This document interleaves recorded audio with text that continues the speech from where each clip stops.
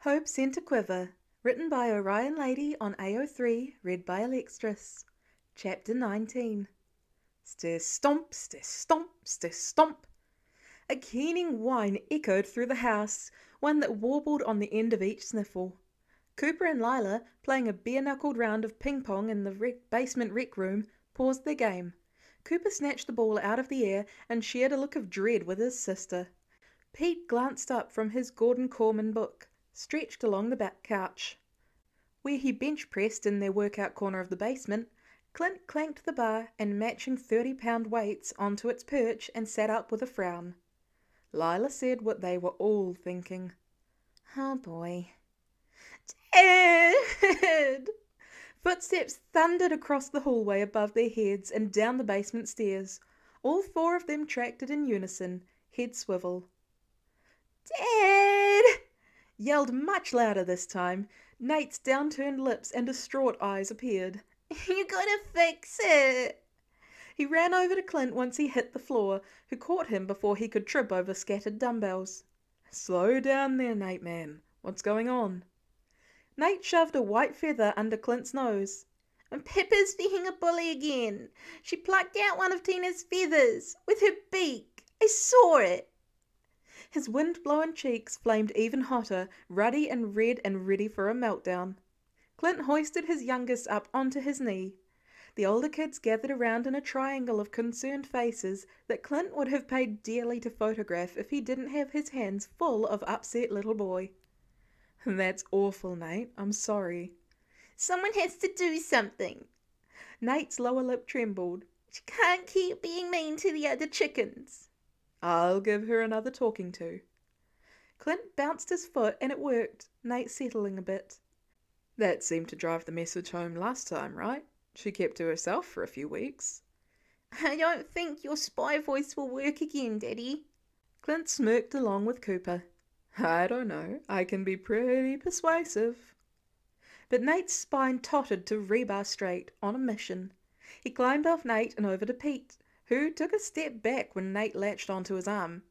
Petey, you're really good at catching chickens. Can you talk to Pippa for me? Pete stared at the boy, who stared back like Pete was the last salad at a rabbit convention. I've never lectured a hen before. I grew up in a big city. That's okay. Pippa just has to learn to play nice. Nate tugged him along. You're great at playing nice, Pete. Pete stumbled along rather than use his size advantage to halt the boy, though he did throw a dumbstruck look at Clint. Clint and Lila both snickered behind their hands. Clint saluted. We'll back you up, Mr. Aloha. Which is how Clint and company found themselves leaning on the chicken coop fence 5 minutes later and watching Pete stand in the middle of a poultry tornado. He blinked around at all the feathered bodies. Lila leaned her chin on her crossed wrists amidst a grin, while Cooper, at least, tried to be helpful. They don't like sudden moves, he instructed. Watch out for their talons. Pete pivoted in place. Which one is Pippa again? That one! Nate stood beside him and pointed.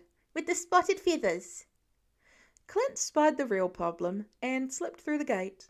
The henhouse feeder was at lower capacity, probably thanks to Pippa hogging all the food, and Clint made an executive decision after topping it up.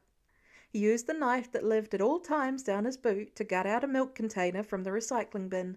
Filling it, he propped the improvised feeder away from the other one, a refuge for the bossed-around ladies, on a plastic tray where the pellets could slip out of the carton holes when a hen pecked at it. That should solve some of the food competition for now, until I can buy a new one. After 2 unsuccessful attempts to catch the hen, and Lila almost falling off the fence from the force of her belly laughs, Pete finally corralled Pippa by the water trough and plucked her off the ground. She bristled. Scrag! Pete winced and tucked the hen carefully under one arm to pin her wings to her sides. She tried to peck at his wrist. Cooper cheered. That's a good technique, Pete. They like being brooded. Nathaniel looked up at Pete expectantly. Clint reclined on the fence by the gate, ready to intervene, but too enamoured with the scene to interrupt if he didn't have to. He snuck a picture with his phone. Cooper's lively face next to Lila's open-mouthed snickering one. Nate pointing at Pippa with an adoring look for Pete. Pete with the outraged hen under his right elbow and wide-eyed at finding himself in this situation. Other chickens in a fluffy cloud around his feet. One had laid an egg by his toe. "We don't hurt our friends," said Pete to the chicken, oddly serious. "That's not nice." "You plucked out one of Tina's feathers," Nate threw in, brow crossed, arms folded in a perfect imitation of Clint's posture when he needed to intimidate someone. "That's not the way to solve conflicts. Being a bully is wrong." Pete scolded with his own voice warble, pressing back laughter like Clint. "Even if we do steal their cars." Cooper's brows flew up in tandem with Clint's. "Dude, you stole your school bully's car?" "Did I say that out loud?" "Yes," said Clint and Cooper at the same time. "Oh." Pete wilted with a sheepish grin. "It was for a good cause, and technically it was his dad's car. Long story." "I'll bet," Clint muttered. This kid never ceased to surprise him. "And we want to make sure we all help each other," Nate added. "Because you're bigger. It's not fair if you boss everyone else around just because they can't fight back." Clint's tether twanged, a strange sort of syncopation, since he couldn't stop smiling, even at this unknowing choice of words. The note rang all the way through a sharp breath. His scalp scar ached a little, like it had more and more these past few days. Pete's eyes slid to half-mast, fond. "That's right, Nate." "You tell her," Cooper called. Lila had tapered off into sparse giggles. They returned full force when Pete lost his balance avoiding a chicken and fell onto his back in the dirt. Clint pushed off the fence. "Pete?" "I'm good. Not hurt. Ah!" Chickens descended on Pete, clucking and nuzzling at his cheeks and hair and the sides of his knees. He was oddly popular with the hens. Nate tried to save him from the pinioned chaos and ended up underneath Nellie, her talons on his back. "It tickles." "I've got you, Nate, man." Cooper sprang off the other side of the fence and landed amidst the squawking heap. "I'll just move her and maybe I don't got it." A war zone of feathers and feed pellets and ragamuffin hair milled around all three boys. Lila popped in to help, but ended up on her knees too, buried under a pile of inquisitive hens. Nate kept hollering about being kind to our friends. And in the middle of it all was Pete, hands over his stomach.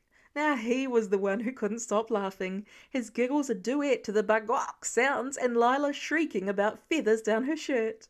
It was the first time they'd ever heard him lose it.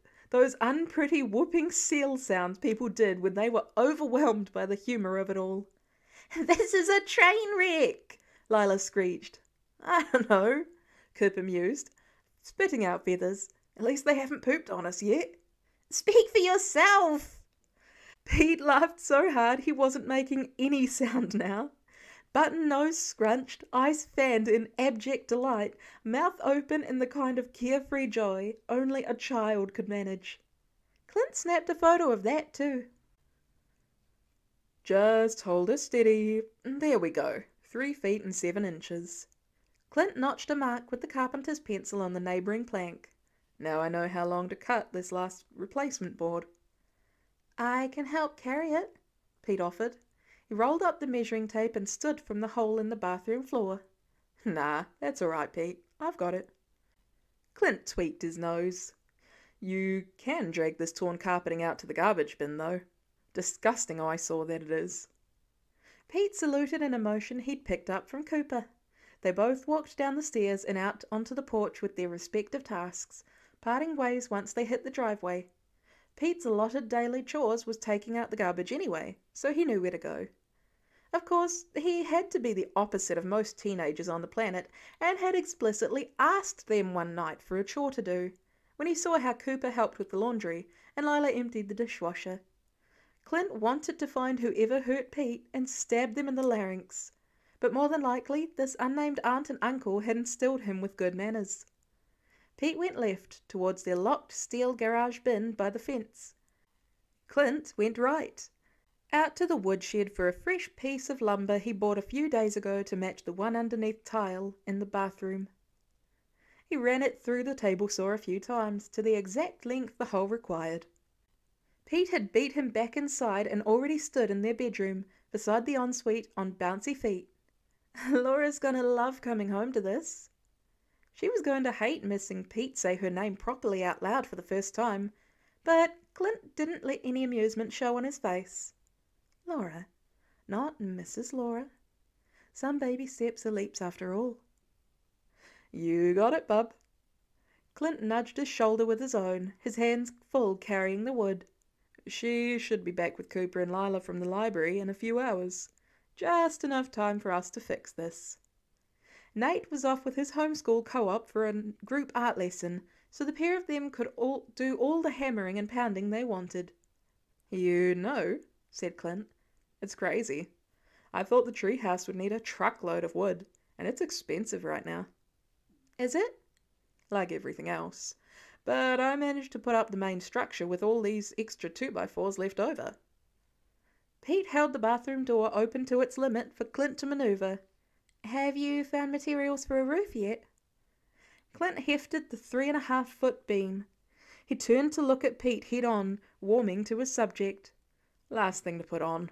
I've got some tin sheeting from what they dug out of the Avengers compound rubble that we can... Click, clink! The wood jutted against Clint's palms. He and Pete both gasped, eyes shooting up to the bedroom ceiling. Clint didn't see any holes. Had he hit the window? No, nor were there any cracks in the plaster. Tick, tick, tick, tick. Sudden silence. Nothing. Not a mechanical peep to be heard. The mobile, Clint croaked. He threw the board aside to stand underneath the little device. No, no, no, no, no! It hadn't been still in 10 years, an entire decade. Air suctioned from the room at the abrupt dearth of the mobile's infernal noise, cheery and persistent. The rocket and moon and stars hung lifeless on their track, and Clint missed a breath and... Clint! Pete waved a hand in front of Clint's face. It didn't sound like the first time he'd said his name. Clint, the mobile's not dead. It... What have I done? I can't lose that stupid thing. It's not broken. Clint whipped around to face Pete. What? The power source was probably just knocked loose when you hit it with the board. Clint's eyes prickled. I don't know where Tony housed the power source. He said it like it was some game, as if I'd have the time or resources to even find it. It was never meant to die.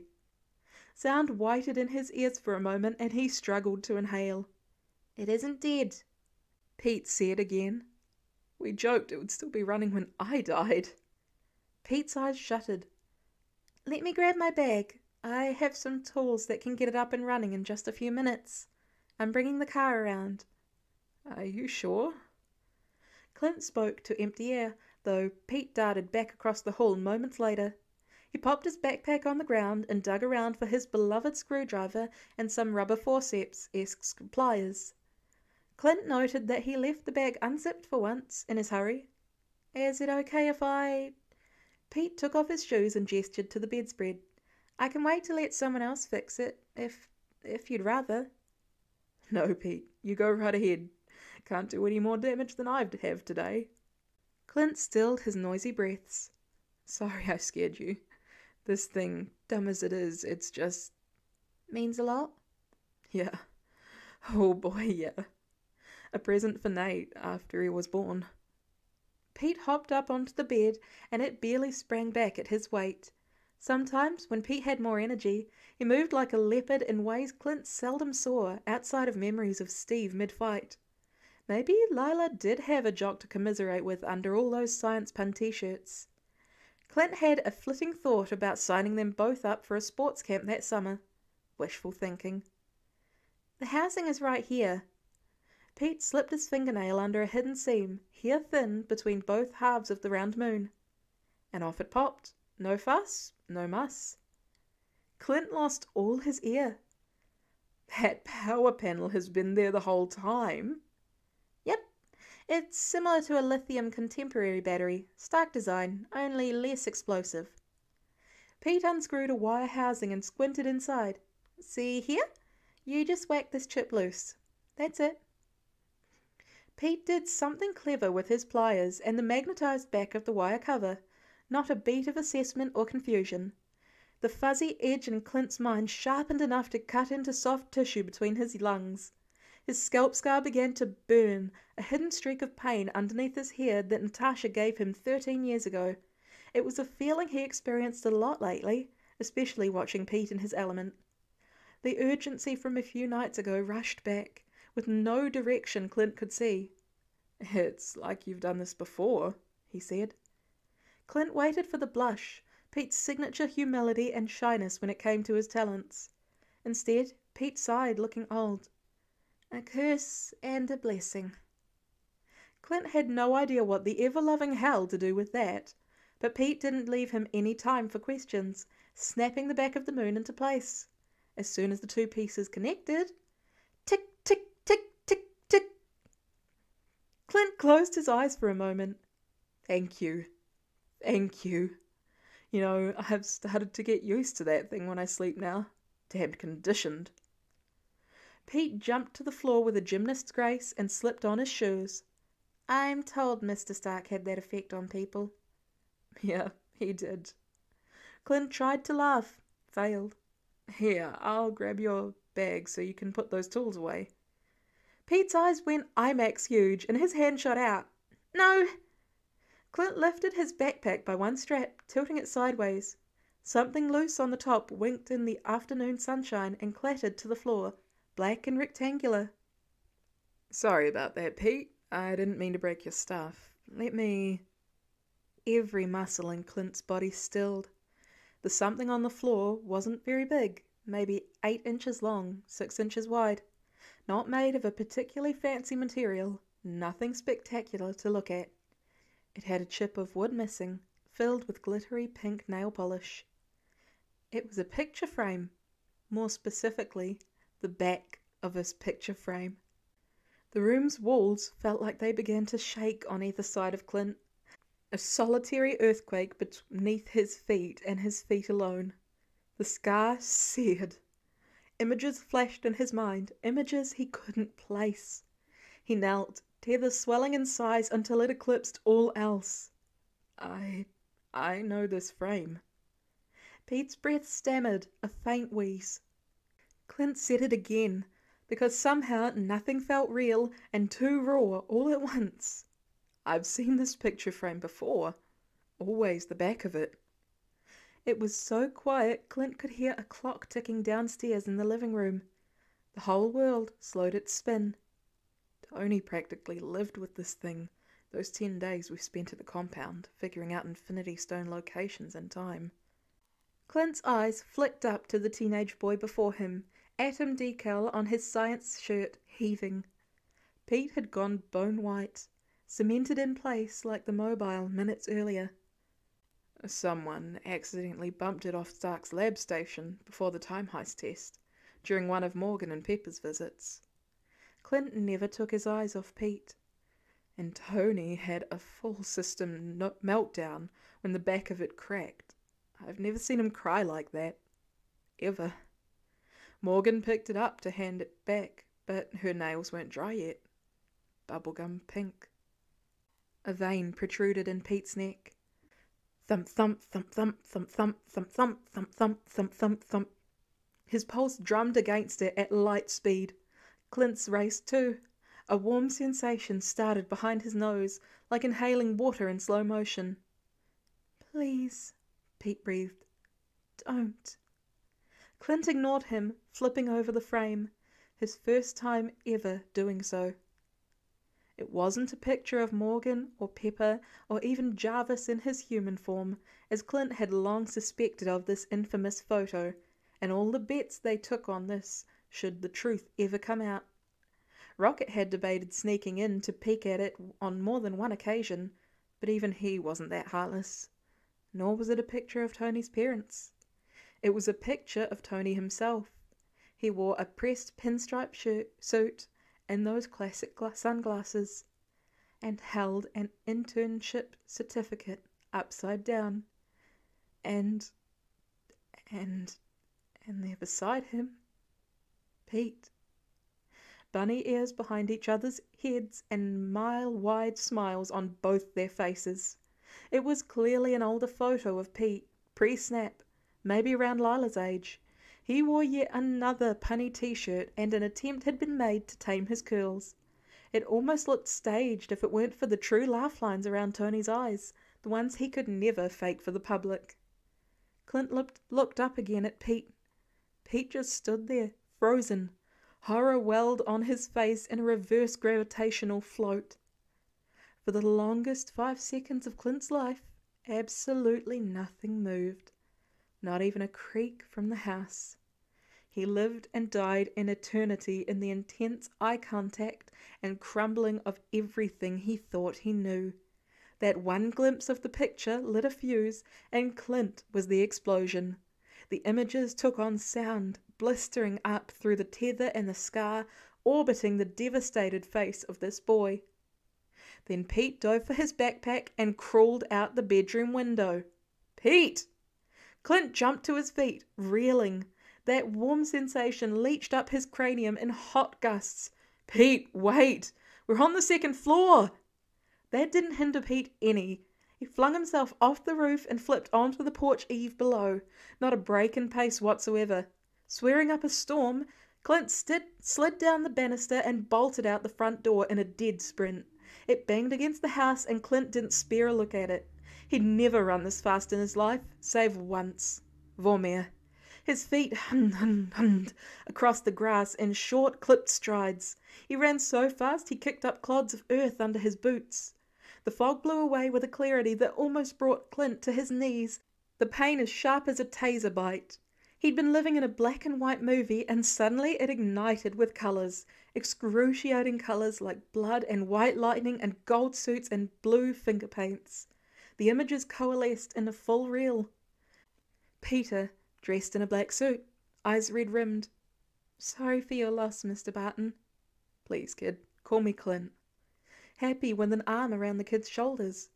Tony hugging Peter on the battlefield, Clint firing an arrow to keep an alien away from them so they could have that one moment. Peter giving Morgan a piggyback ride back to the visit Gerald. The kid crying, pleading, next to a corpse, blood a river from his nostril. Pepper pulling him back. Steve handing Peter the picture frame. He did it for you, son. All of it. They slapped Clint in a frenzied jumble, layered and talking over top of each other. Threatening to drown him, Clint shouted as he ran, growls of pain and loss and fresh, righteous fury. Peter! He spotted the kid by the barn on a mad dash break for the trees, not in a straight line. The jump from the roof, all that exertion, had made Peter woozy. He tripped and stumbled to his feet a few times, the only reason Clint could keep up with him. Clint put on a burst of speed and vaulted over the fence. Slam!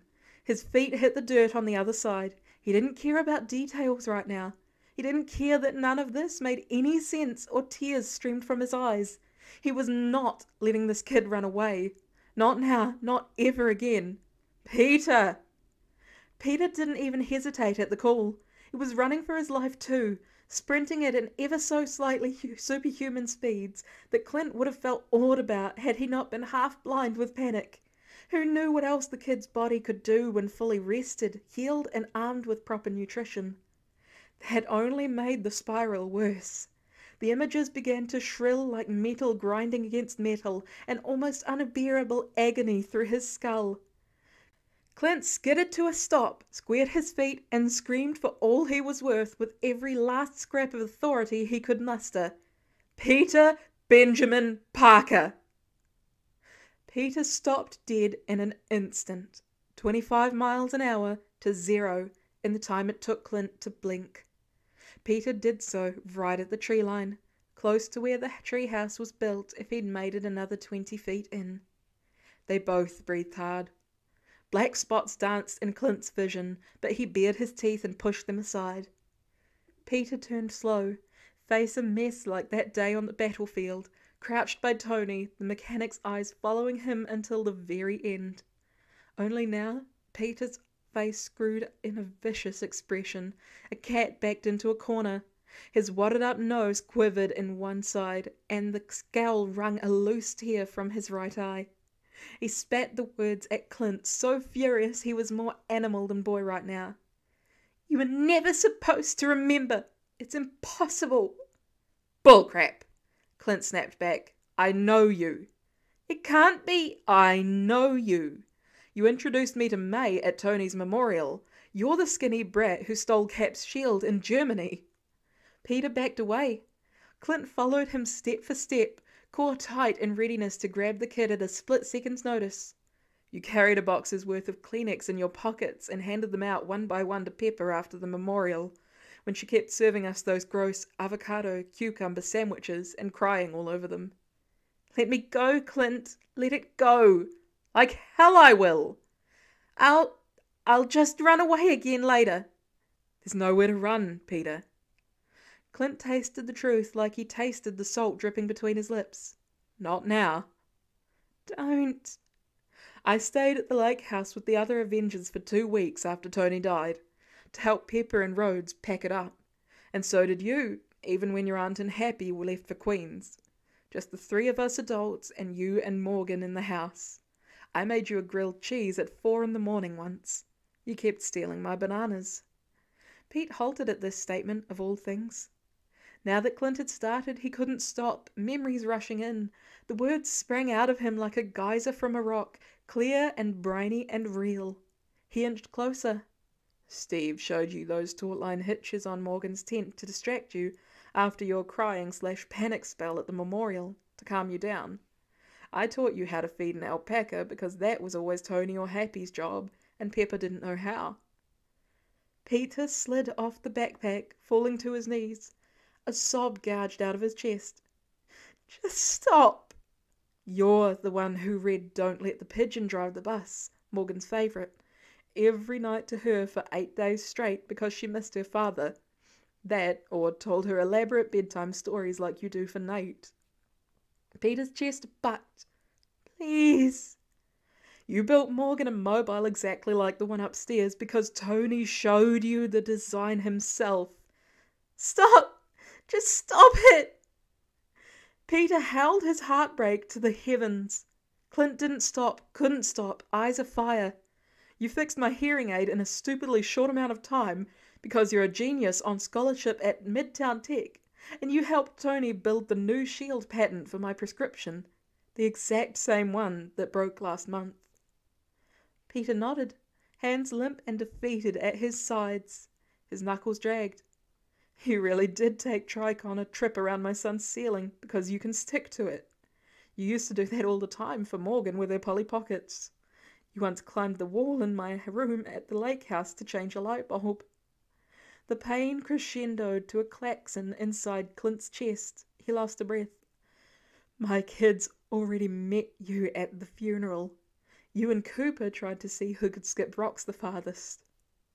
Peter struggled to gasp air, and Clint lowered himself to his knees, bare inches from the boy, both of them out of fight. "If I look in that backpack, I'm going to see a Spiderman suit and web shooters, and probably a bunch of Tony's old tech." A gust of wind blew over Peter's face, curls sticking to his tear tracks. "You're Peter Parker, and I know you. The only question is why? Why didn't you tell me all this? And why didn't I remember you on sight?" "I don't know how this is happening," Peter quavered. He strangled both hands through his hair. "I don't exist, and therefore I can't hurt anyone else. That was the deal Strange promised me. And I couldn't even keep you at arm's length. Can't even do this one thing right. I was selfish." "You're not." "I am." Peter tore up a handful of grass and slammed it back down.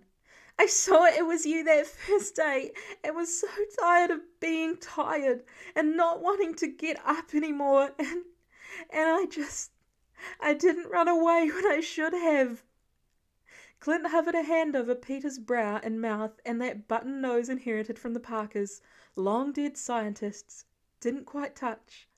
just close enough to feel the heat of his flushed skin. Peter, did you know I was mind-controlled by an infinity stone once? That caught Peter's attention. He looked up, eyes dark with bloodshot veins and pupils blown wide. Clint nodded like he'd asked a question. During the Battle of New York. We don't talk about that one much during the PR conferences. Kind of a bad look if I'm shooting the agents trying to help citizens, you know? Natasha saved my life, my mind.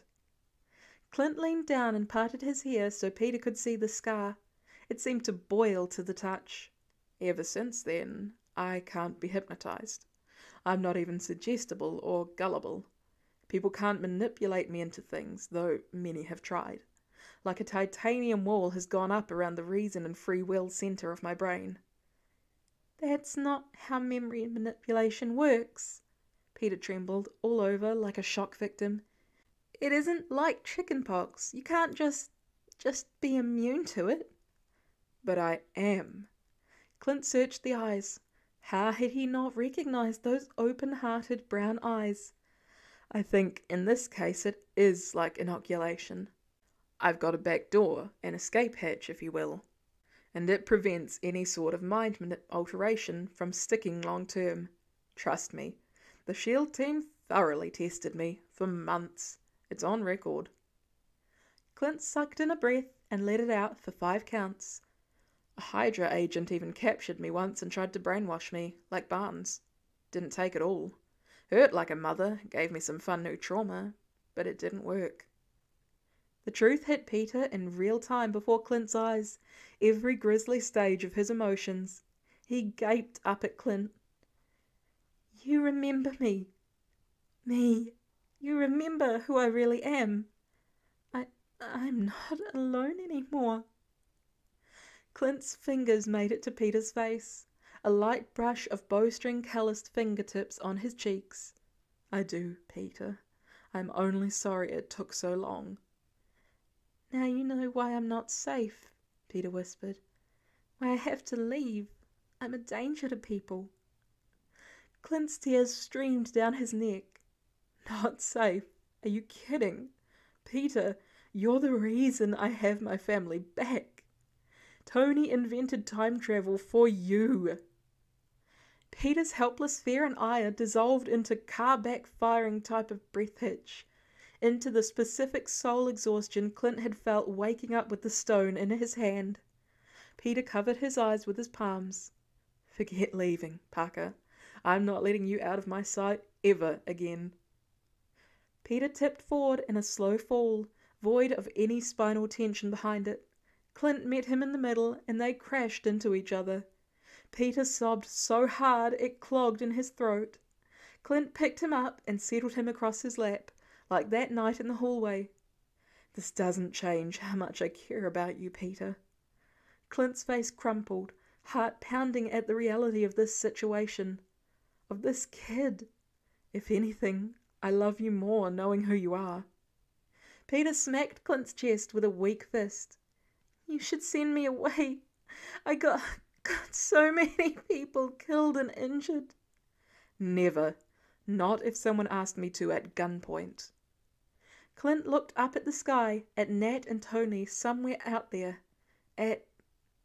Oh, Peter. Clint held him tighter. What happened to May?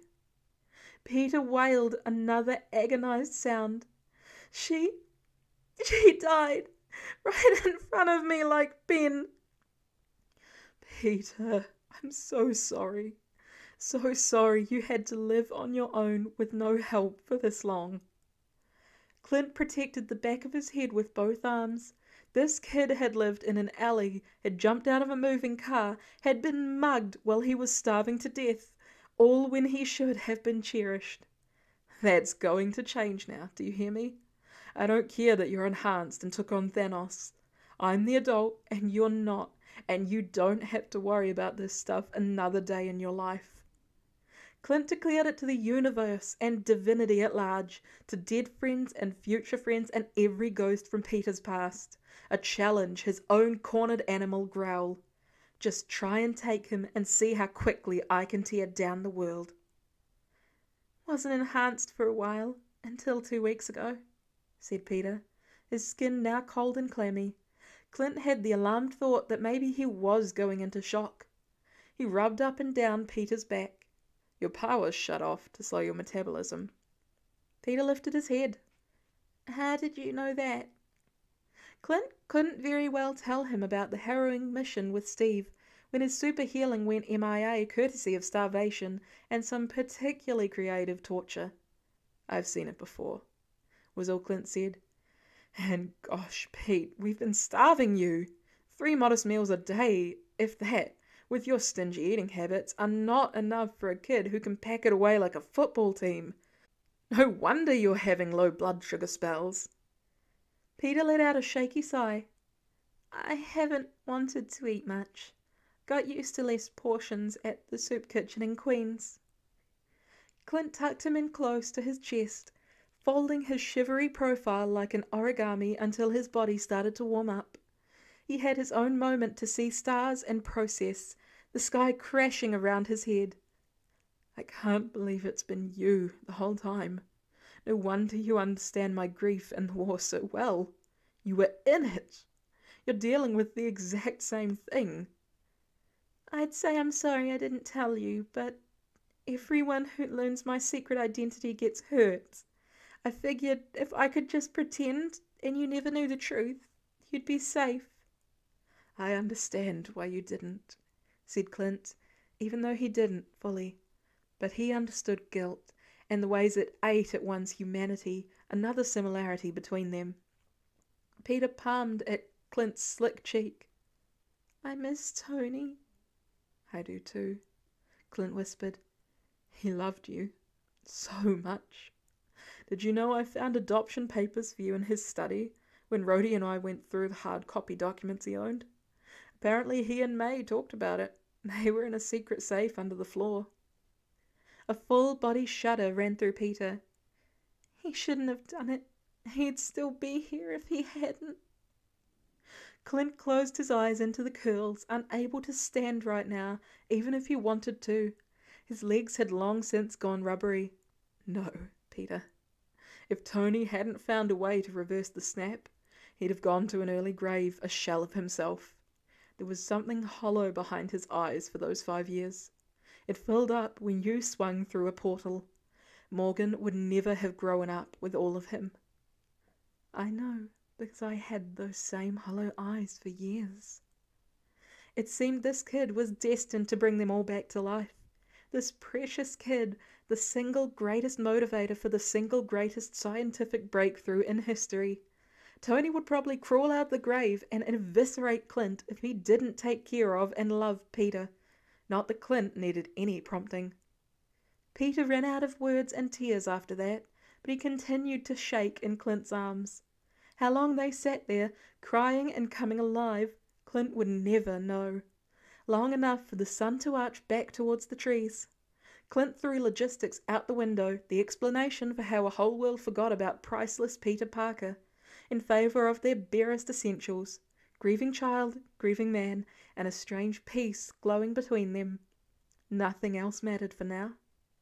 Peter's sobs slowed, a deflated bouncy castle against Clint's ribcage, and somehow they fit seamlessly together, 2 broken people slotting heart edges together.